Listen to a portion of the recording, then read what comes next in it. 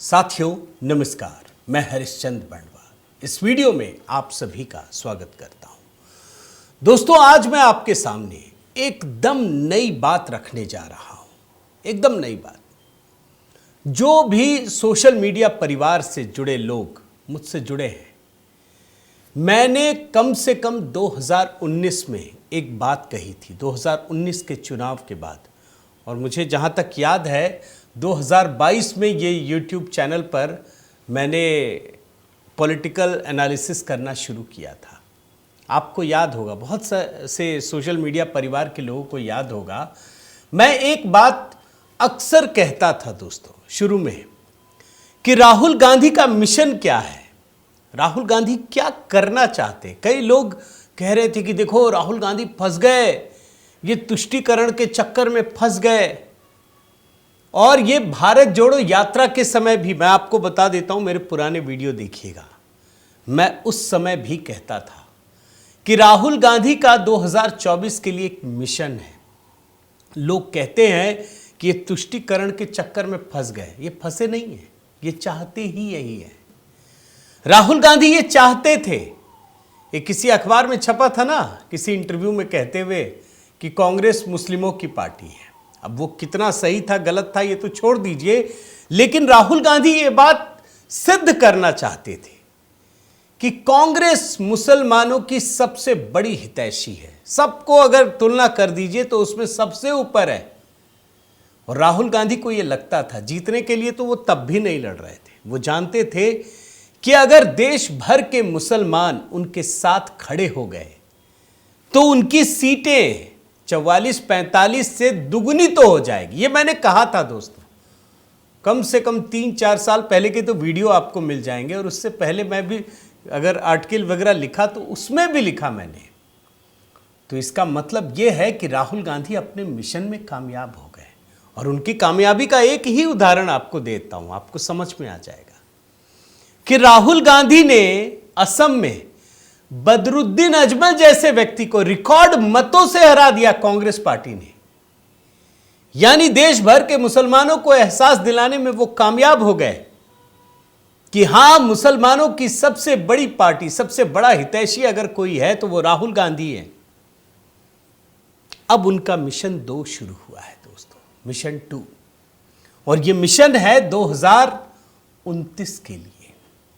मुसलमानों के बीच तो उन्होंने सिद्ध कर दिया कि उनसे बड़ा कोई मुसलमानों का हितैषी नहीं है। अब उनके टारगेट पर दलित मतदाता है।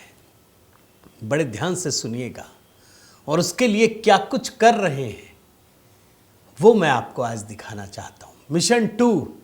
मैं चाहता हूं कमेंट के जरिए जुड़िए और बताइए अपनी बात। मैं तो कुछ एग्जाम्पल आपके सामने रखता हूं। मैं आप सबको प्रणाम करता हूं। जय सिया राम, हर हर महादेव। दोस्तों, आप भूले तो नहीं हैं? बहुत सारे लोग भूल जाते हैं, मैं याद दिलाता हूं।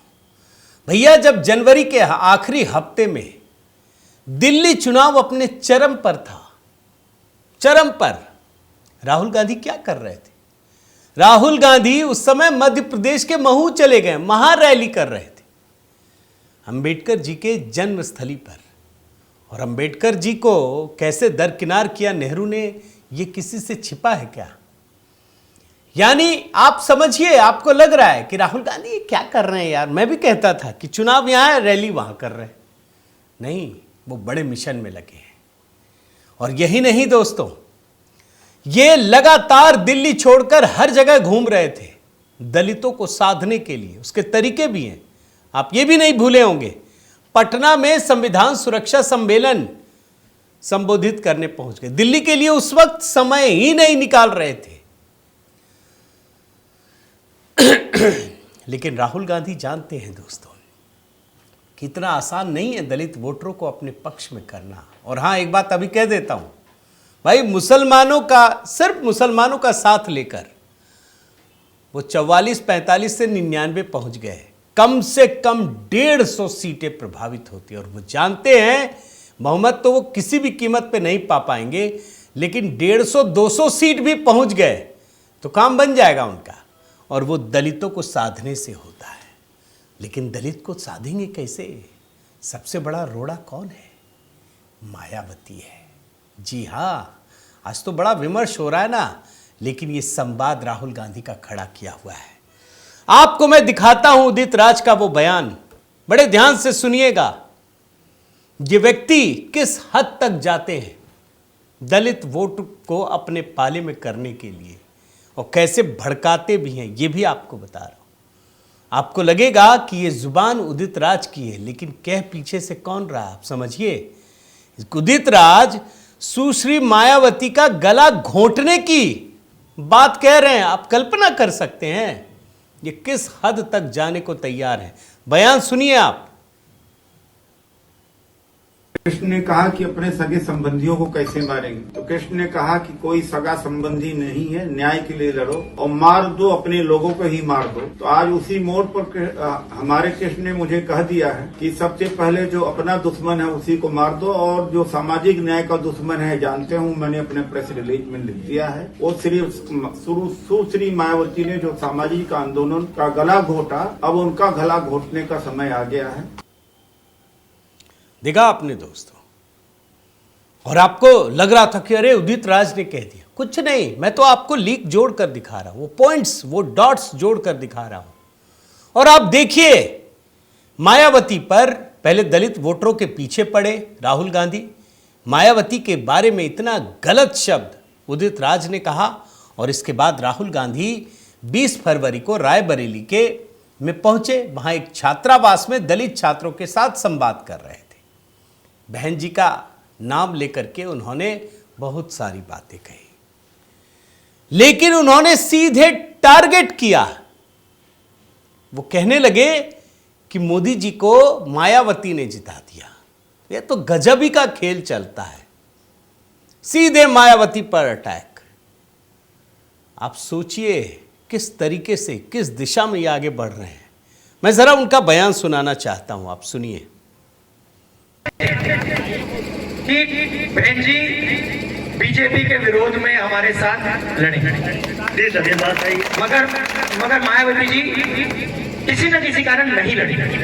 तो ये भी मतलब हमें तो काफी दुख लगा, क्योंकि अगर तीनों पार्टियां एक साथ हो जाती तो बीजेपी कभी नहीं जीत सकती।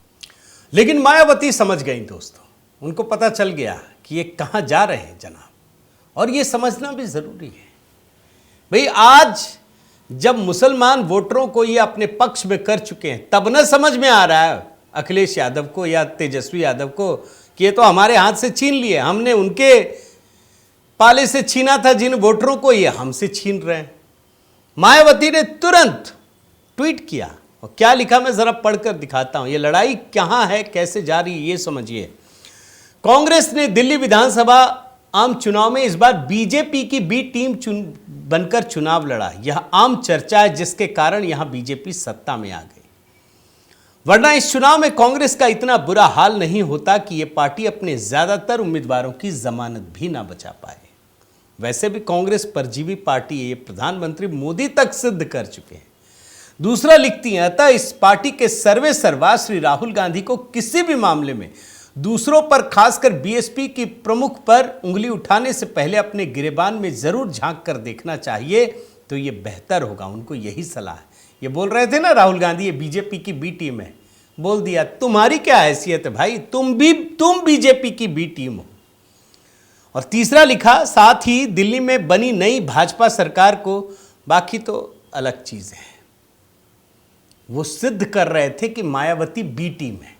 मायावती ने दिखा दिया, ज्यादा दूर जाने की जरूरत ही नहीं है दोस्तों, याद रखिए। और आप याद रखिए, मैंने जो आपके कैलकुलेशन बताया ना, जैसे 2024 के लिए मुसलमान चाहिए थे राहुल गांधी को, अब तो आ गए। अब इनको दलित चाहिए। बहुत सारे तरीके करेंगे, आपको मैं बता देता हूं, ये कुछ भी करेंगे, बहुत सारा तरीका है। राहुल गांधी अपनी यात्रा में दक्षिण भारत उत्तर भारत की लड़ाई भी करवा चुके, भाषाई लड़ाई को भी हवा दे चुके, क्या क्या नहीं किया है, कई बार ये रिपोर्ट आपको दिखाई है। अब दलित वोटरों को आगे लाने के लिए कभी इनके उदित राज जैसे लोग गला घोंटने की बात करेंगे, कभी ये मंदिर चले जाएंगे। इनको लगता है कि सारे दलित तो नहीं है, कुछ दलित तो मंदिर गए, आपको पता मंदिर भी गए, हो सकता है किसी से रामचरितमानस के बारे में भी बुलवा दें, बोला ही है, कोई ऐसी बात तो कह नहीं रहा कि जो एकदम अनोखा है। लेकिन दलित वोटर चाहिए दोस्तों, क्योंकि राहुल गांधी को पता है 2024 के चुनाव में जब ये लोग चुनाव लड़े मिलकर समाजवादी पार्टी के साथ, तो सपा जीती 37 सीट, कांग्रेस को 6 सीट, लेकिन सपा को 33.8% मत, कांग्रेस को 9.5% मत, और दोनों मिलकर हो गए 43%। बसपा ने 79 सीटों पर चुनाव लड़ा, लेकिन कांग्रेस के जितना ही इसको वोट प्रतिशत मिला। ये मायावती का वोट जरूर काटने में कामयाब हो गए संविधान बचाओ के नाम पर भ्रम फैलाकर, लेकिन इसके बाद भी कांग्रेस बसपा से अधिक वोट नहीं हासिल कर पाई, आप ये समझिए। और तभी ये टारगेट कर रहे हैं दोस्तों। और दलित आबादी देश में बहुत अच्छी खासी जनसंख्या है, कम से कम 150 से अधिक सीटें हैं, जहां अगर ये कामयाब हो गए मुसलमानों की तरह, मुसलमान वोटरों की तरह, तब तो ये बहुमत के कुछ कुछ करीब पहुंच जाएंगे। और इसीलिए कर्नाटक के बेलगावी में दोस्तों कांग्रेस कार्य समिति की जब बैठक हुई थी ना, तो ये सिद्ध किया था कि कांग्रेस का जय बापू जय भीम अभियान अब चलाएगी, अब दलितों पर फोकस किया जाएगा। और मैं इतनी बड़ी बात क्यों कह रहा हूं, आपको मैं थोड़ा सा उदाहरण तो दिखा ही देता हूं कि पहला मिशन मुसलमानों का 2019 से 2024 और दूसरा दलितों का 2024 से 2029। 2024 से 2029 की कहानी तो आपको दिखा दी।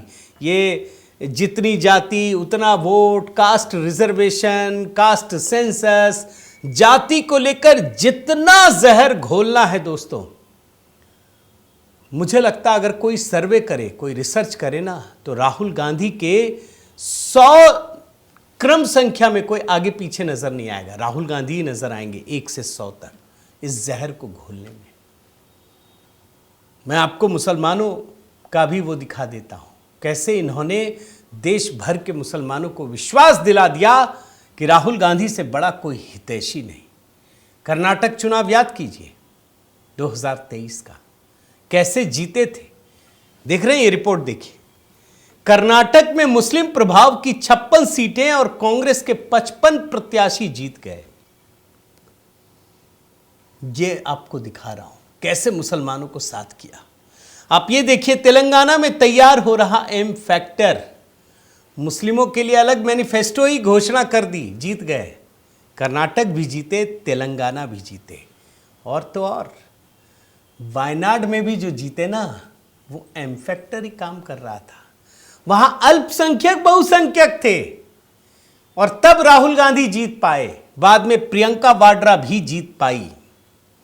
और मैं आपको लेटेस्ट उदाहरण भी दिखा देता हूं। दिल्ली में दोस्तों, दिल्ली में कांग्रेस हार गई, 0 सीट आई। आपको यही लग रहा है ना, सच्चाई ये है कि दिल्ली में कांग्रेस ने ये दिखाया कि वो भविष्य में मुसलमानों को, मुस्लिम वोटरों को अपने पाने में अब कभी भी ले आएगी। ये सिद्ध कर दिया है। मैं जो कह रहा हूं ना कि आम आदमी पार्टी अब कभी नहीं खड़ी होगी। क्यों? क्योंकि इसके वोटर भी बढ़ गए हैं। इसके मुसलमान वोटर अब आपके पास जाएंगे ही नहीं, लिख लीजिए, वो कांग्रेस के पास अब जाएंगे किसी भी चुनाव, और बाकी जो बचे खुचे हैं वो भाजपा में जाएंगे। यही में अब बंटवारा हो गया। तो ये खेल है दोस्तों। और मुसलमानों को अपने हित में करने के लिए आपको पता है ना क्या क्या नहीं किया, कितना तुष्टीकरण, रिजर्वेशन की बात की, अलग से मैनिफेस्टो की घोषणा की, हिंदुओं को दुत्कारने के लिए सनातन पर अनाप शनाप बोला, हिंदुत्व के खिलाफ बयान दिया, सनातन संस्कृति को खत्म करने की बात कही, सनातन को एक बीमारी का दर्जा देते हुए उसके इरेडिकेशन की बात कही। खड़गे ने कितने सारे बयान दिए कि मोदी आ जाएगा तो सनातन की सत्ता हो जाएगी। राम मंदिर पर खुलेआम बोला। एक ही मकसद था, मुसलमान इनके पाले में आ जाएं। आ गए, और सीटों की संख्या 99 हो गई। अब दलितों की बारी है। इस देश को सतर्क रहने की जरूरत है दोस्तों। कोई भी पार्टी कहीं भी चुनाव लड़कर जीत सकती है, लेकिन जाति के नाम पर जहर बोकर समाज में एक खाई पैदा कर देना हमेशा के लिए, ये कांग्रेस ही ये कमाल कर पाती है। और राहुल गांधी जिस दिशा में आगे बढ़ रहे हैं, बड़ा ही सतर्क रहने की ज़रूरत है। तो मैं निवेदन करता हूं दोस्तों, एक नई बात, एक नई कहानी आपके सामने रखने की कोशिश की है और ये 2029 के लिए है। गलतफहमी में मत रहिएगा। यूपी चुनाव एक ट्रेलर हो सकता है, लेकिन ये काम 2029 के चुनाव के लिए कर रहे हैं। उम्मीद करता हूँ ये वीडियो आपको पसंद आया होगा। आप क्या सोचते हैं, आपकी क्या प्रतिक्रिया है, मैं इंतज़ार करूँगा। ज़रूर कमेंट के ज़रिए अपनी बात रखिएगा दोस्तों और बताइएगा। साथ ही आपसे निवेदन करता हूँ कि अगर आप इस चैनल से नहीं जुड़े हैं, सब्सक्राइब नहीं किया है तो ज़रूर कीजिए, लाइक कीजिए, कमेंट कीजिए। ढेर सारे नंबर आपके स्क्रीन पर हैं, आप किसी भी तरीके से जुड़ सकते हैं, सहयोग करना चाहे कर सकते हैं। HB मेलोडी पर नया गीत अपलोड किया है दोस्तों, उसे भी देखिए और अपना प्यार दीजिए। बहुत बहुत धन्यवाद। जय सिया राम।